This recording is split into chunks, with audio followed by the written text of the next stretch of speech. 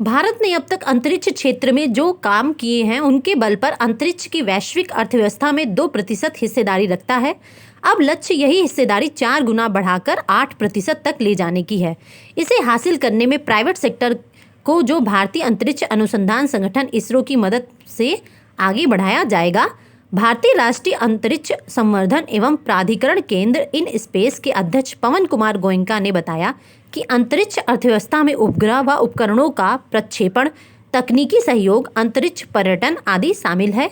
गोयनका ने बताया कि निजी क्षेत्र को प्रोत्साहन और मदद नई विज्ञान नीति का एक अहम लक्ष्य है। भारत का लक्ष्य विश्व का उपग्रह निर्माण व प्रक्षेपण केंद्र बनना है।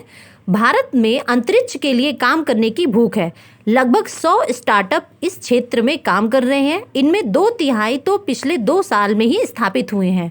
भारत ने अब तक अंतरिक्ष को निजी क्षेत्र के लिए खोलने के बाद सरकारी company new space India limited ने 22 जून को GSAT-24 को प्रक्षेपित किया। यह NSIL का पहला व्यावसायिक प्रक्षेपण था।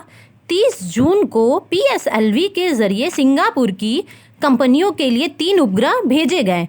भारत का जो PSLV rocket puller satellite launcher है उसे इसरो का वर्क हॉर्स कहा जाता है। इसने अब तक 48 भारतीय और 209 विदेशी उपग्रह अंतरिक्ष में पहुंचाए हैं। इसरो ने 2019 से 2021 तक के बीच 10 मिलियन यूरो यानी 86,048 करोड़ रुपए कमाए हैं, जिसमें सबसे ज़्यादा अमेरिका के सैटेलाइट को लॉन्च किया गया है भारत के द्वारा। इसरो ने 4 देशों के साथ समझौते किए हैं। इसके अंतर्गत इसरो NAIA के साथ मिलकर PSLV के विदेशी सैटेलाइट भेजेगी। इसका मुख्य उद्देश्य इनकम है।